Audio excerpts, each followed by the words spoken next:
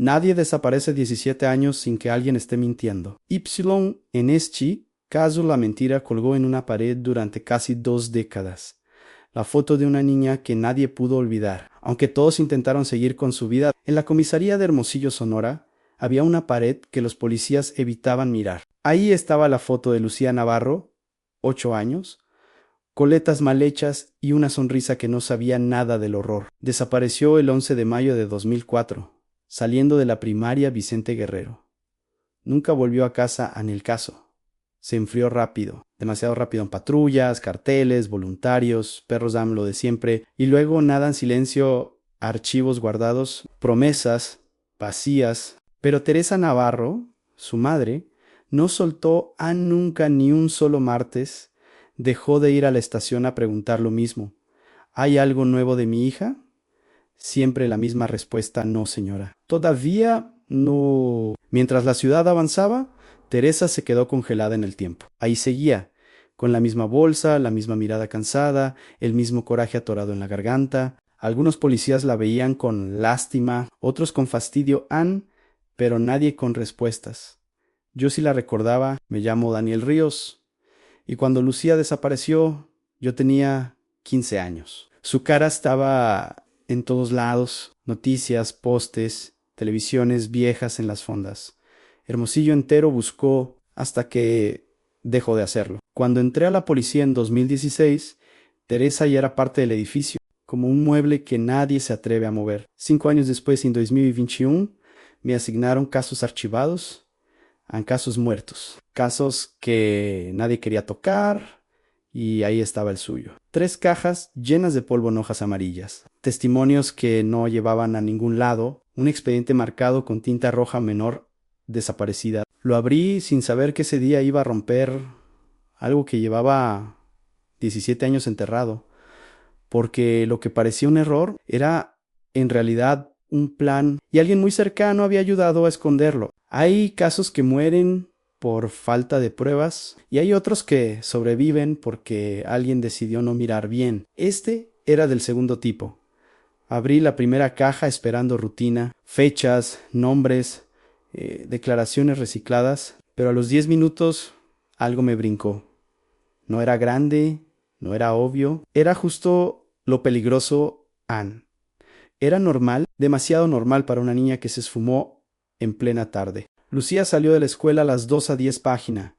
Emma firmó la libreta de salida. Testigos la vieron caminar sola por la avenida Reforma, mochilal moradao, uniforme limpiu, ninguna prisa, ningún ulanto. La última persona que la vio fue don Julián, un señor que vendía raspados en la esquina. Dijo que Lucía le sonrió y siguió caminando luego. Nada, como si el piso se lo hubiera tragado. Los perros rastreadores marcaron hasta esa misma esquina. Ahí se acabó todo. Los policías anotaron imposible levantón rápido, caso cerrado en falso, pero había un testimonio que no cuadraba. Mauricio Beltrán, orientador escolar. No era su maestro directo, pero trabajaba en la primaria. En su declaración decía que salió tarde ese día y que pasó casualmente por la calle Reforma, justo por donde Lucía desapareció. Dijo que no vio nada raro, que estaba todo tranquilo. ¿Por qué alguien tomaría esa ruta si no le quedaba de paso? ¿Por qué nadie preguntó eso en 2004? Busqué su dirección. Vivía al norte de la ciudad. Reforma era totalmente al sur. No había razón lógica ninguna, y aún así, nadie lo señaló. Al contrario, ayudó en la búsqueda. Dio entrevistas, consoló a Teresa, incluso pegó carteles. Microdetalle 2: a Mauricio pidió cambio de escuela 2 meses después de la desaparición. Motivos personales, sin más explicación. Pedí su historial limpio, casado, 2 hijos. Buen tipo, en eso decían todos. Siempre el mismo discurso: no parece capaz, como si los monstruos vinieran con etiqueta. Entonces encontré algo archivado al fondo del sistema. Año 1999, una queja retirada, una madre, una niña incómoda. Un malentendido, ahí entendí algo que me heló la sangre. Lucía no fue un accidente. Fue una oportunidad, y alguien llevaba años esperando el momento perfecto. Mauricio Beltrán no destacaba en nada, y justo por eso daba miedo. Mientras revisaba su expediente, entendí por qué nadie lo había mirado 2 veces. No tenía antecedentes, no tenía escándalos, no tenía enemigos. Era el típico adulto que pasa desapercibido en cualquier sala.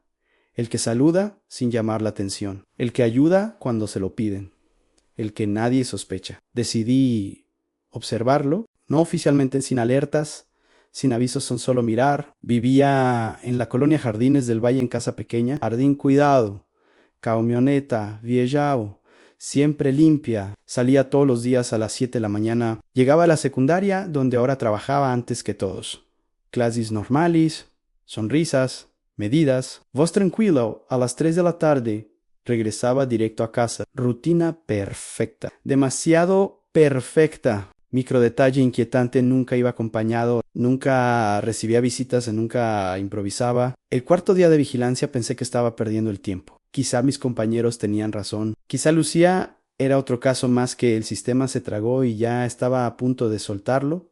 Cuando algo cambió, ese jueves Mauricio no regresó a casa. Tomó la avenida costera y manejó casi 40 minutos. Se estacionó frente a un edificio viejo, sin letreros, sin cámaras. Entró con llaves propias, no era visitado. Era hábito, esperen, pasó 1 hora, luego 2. Cuando salió, algo era distinto. Miraba a todos lados, caminaba rápido, subió a la camioneta sin encender luces. Anoté la dirección con manos sudadas. Al día siguiente volví, pregunté, como quien no quiere nada. La vecina del departamento de enfrente me dijo algo que se me quedó clavado. Ese señor casi no viene.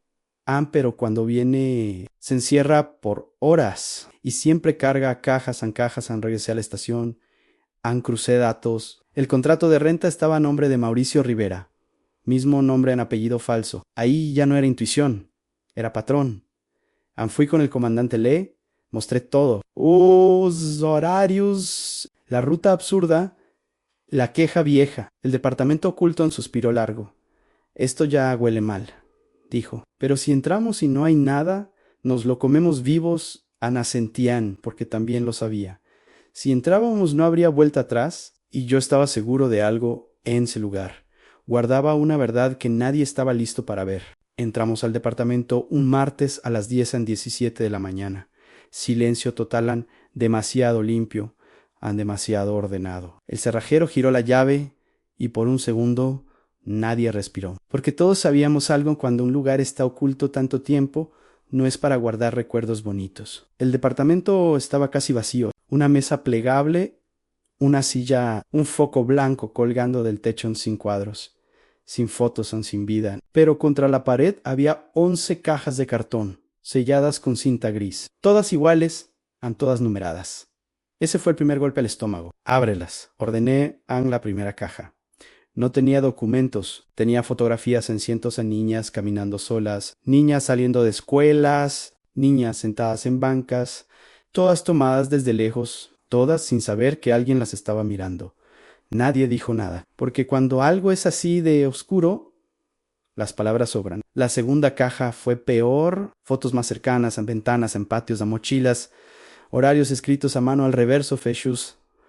Hushinaus, este cabrón estudiaba, murmuró alguien, no improvisaba. La tercera caja rompió cualquier duda. Roupa infantil, mochilas escolares, listones, cuadernos, cada objeto en bolsas separadas. Cada bolsa con una etiqueta, iniciales, años, edades.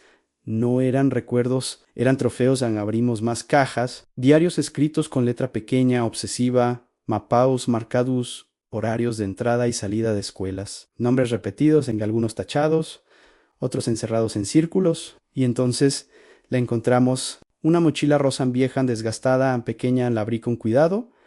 Dentro, una etiqueta cosida a mano. Lucía A. 2006. Se me cerró la garganta. No era una sospecha, no era un error, era un depredador activo. Durante años llamé refuerzos. Llamé forensis, llamé al comandante. Tenemos para rato, le dije. Y no es solo una víctima. Mientras esperábamos, nadie habló, porque todos pensábamos lo mismo. Sí, esto estaba aquí, ¿qué más había escondido? Oh, ¿y dónde? Mauricio Beltrán seguía dando clases en ese momento, sonriendo, saludando, siendo el profe buena onda. No lo sabía todavía, pero su mundo estaba a minutos de caerse. Y lo peor, ni siquiera habíamos llegado al final. Lo arrestamos a las 12:42 del mediodía. Mauricio Beltrán estaba en un salón de primaria, afinando una guitarra, mientras 30 niños cantaban desafinados. La escena era tan normal que daba asco. Cuando entramos, se giró con una sonrisa tranquila. ¿Pasa algo, oficiales? No gritó, no corrió. No preguntó por qué. Eso fue lo primero que me heló la sangre. Mientras le leía sus derechos, los niños se quedaron en silencio. Una maestra empezó a llorar. Mauricio bajó la mirada solo cuando escuchó el cargo principal en desaparición y homicidio de menores. No dijo nada, solo suspiró, como alguien cansado. En la patrulla uno preguntó por quién. Preguntó cuántos. En la estación, el interrogatorio comenzó lento. Su abogado llegó rápido. Negó todo. Dijo que las fotos eran material de estudio, que las mochilas eran recuerdos abandonados, a mentiras flojas, puras maumalaus. Entonces pusimos la mochila rosa sobre la mesa. No la tocó, pero sus ojos se quedaron ahí. ¿La reconoce? Le pregunté en silencio. Le mostré otra en azul, con una mariposa bordada, y esta tragó saliva. Se le quebró el parpadeo. Esa, murmuró, no era así cuando la guardé. Su abogado se levantó de golpe. No responda más preguntas. Ya era tarde. Con esa reacción, abrimos la siguiente puerta al cementerio en registros. Compras a nombre falso. Un lote adquirido semanas después de una desaparición. Demasiadas coincidencias para ser casualidad. Cuando los perros marcaron el punto, nadie habló, excavamos despacio. Tierra húmeda, a luego metal. Una caja. Adentro, restos pequeños. El forense no necesitó terminar la frase. Todos lo entendimos. Esa noche volví a la sala de interrogatorios. Mauricio estaba solo sudando, sin abogado. Los encontramos, le dije. Ya no puedes esconderte. Me miró largo, cansado, en vacío. ¿Quieres saber la verdad?, preguntó. Nunca pensé que me detendría Nan. Y entonces habló de la primera, de cómo se le fue de las manos, habló de otras y muchas más, de cómo aprendió a fingir, a sonreír, a mezclarse. Los niños confían, dijo.